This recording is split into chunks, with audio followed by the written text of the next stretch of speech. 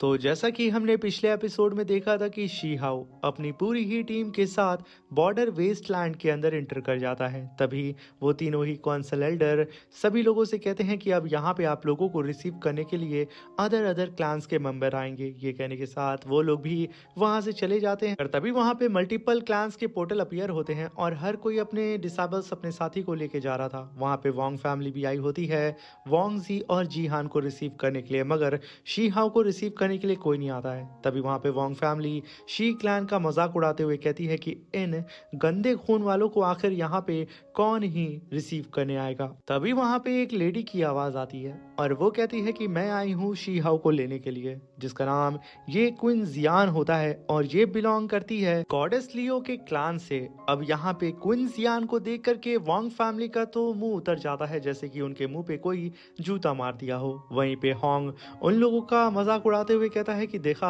आखिर हमें लेने के लिए कौन आ गया, मगर यहाँ पे उस बेचारे को भी नहीं पता होता है कि ये कौन है। तभी क्वीन जियान कहती है कि शी हाउ मेरा नाम क्वीन जियान है और मैं लीव क्लैन से बिलोंग करती हूँ। ये कहने के साथ वो शी हाउ की पूरी ही टीम को लेकर के बॉर्डर वेस्टलैंड के उस ट्री के सामने मौजूद प्लेटफॉर्म पे लाके खड़ी कर देती है, जहाँ पे शी हाउ को भी पता चल चुका था ये कहीं ना कहीं गॉडेस लियो की ही वर्शिप करती है। तभी हम देखते हैं कि वो लेडी अपनी पावर को अनलिश करके अपने सामने एक पोर्टल को अपीयर करती है और सभी लोगों को उसके अंदर जाने के लिए बोलती है। अब ये पोर्टल असल में गॉडेस लियो की इमॉर्टल बॉडी जो होती है उस बॉर्डर वेस्ट लैंड को प्रोटेक्ट करने के लिए उसकी ऑरा से ये पोर्टल ओपन होता है। तभी शियाओ की टीम भी धीरे धीरे करके आगे बढ़ती है उस पोर्टल की तरफ और जैसे ही वो लोग उसके अंदर एंटर करते हैं हमें वहां पे शी हाउ को दिखाया जाता है। शी हाउ आसपास के एटमॉस्फेयर को देख करके उसे कुछ ज़्यादा ही फैमिलियर सी फीलिंग आती है, जैसे कि वो अपने लोगों के बीच में आ चुका है जहाँ पे आसपास में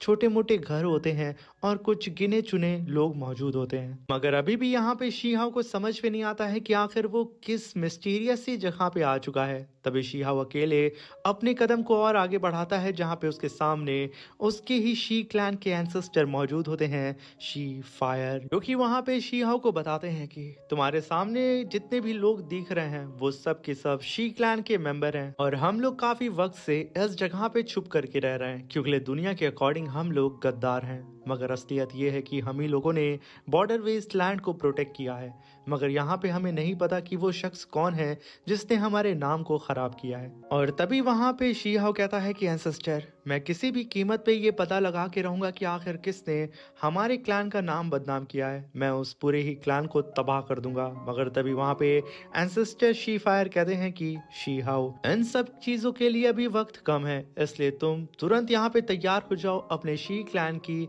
इनहेरिटेंस को अचीव करने के लिए, हमारी सारी ही सीक्रेट टेक्निक को कल्टीवेट करने के लिए, क्योंकि हम पर कभी भी अटैक हो सकता है। शिया वहां पे कई सालों तक अपनी कल्टीवेशन करता है और नॉवेल के अकॉर्डिंग शी हाउ इस इंपीरियर पास के अंदर अपने सीक्रेट क्लैन के अंदर सुप्रीम लेवल तक की स्ट्रेंथ को अचीव कर लेता है और साथ में गॉडहुड का पाथ भी उसका ओपन हो चुका था, जहां पे हम शी हाउ के थंडर एम्परर के लुक को भी देखते हैं जो कि अब काफी हद तक ट्रांसफॉर्म हो चुका था। और जब शी हाउ लौट करके अपने साथियों के पास आता है तो उसे पता चलता है कि वोंग फैमिली इस समय तियानशन एकेडमी यानी कि हेवन गॉड एकेडमी को बुली कर रही है जंग के मैदान में ही। ये जान करके शी हाउ सीधा ही जंग के मैदान में कूद पड़ता है और उसका आमना सामना सीधा ही जिन हान से हो जाता है, जहाँ पे इस दौरान जिन हान भी अपनी कल्टीवेशन को बूस्ट कर चुका था। उसे ये लग रहा होता है कि वो शी हाउ को अब सप्रेस कर सकता है। वो काफी पावरफुल अटैक जनरेट करता है शी हाउ को सप्रेस करने के लिए। वहीं पे शी हाउ चिल्लाते हुए कहता है कि आखिर तुम लोग कितने बड़े बुजदिल हो जो कि अपने ही लोगों के ऊपर अटैक कर रहे हो। तभी वहां पे जी हान कहता है कि ये बात हमें समझा कौन रहा है, एक गद्दार क्लैन। तभी वहां पे शी हाउ अपनी दालाओ इमॉर्टल शॉट को सीधा ही जी हान के अटैक की तरफ पॉइंट आउट करते हुए कहता है कि मैं कसम खाता हूं कि मैं 1 लाख फॉरेन रैलम के एक्सपर्ट को यहाँ पे खत्म कर दूंगा, साथ में जिस किसी ने भी मेरे शी क्लैन को बदनाम किया है उस क्लैन का भी नामो निशान मैं अपने हाथों से मिटा दूंगा। तभी हम देखते हैं कि शी हाउ की शॉट सीधा ही जिनहान की अटैक को जा करके डिस्ट्रॉय कर देती है। मगर तभी वहां पे वोंग फैमिली के कुछ और पावरफुल कल्टीवेटर आ जाते हैं जो कि शी हाउ को डोमिनेट कर रहे होते हैं। मगर तभी वहां पे शी हाउ के एंसेस्टर्स का होलोग्राम अपीयर होता है, शी हुई और शी फायर का, जो कि एक ही बार में उन लोगों को पीछे हटने पे मजबूर कर देते हैं। जहां पे एक बार फिर वांग फैमिली के मुंह पे थप्पड़ पड़ता है, उन सब की रूह तक कांप जाती है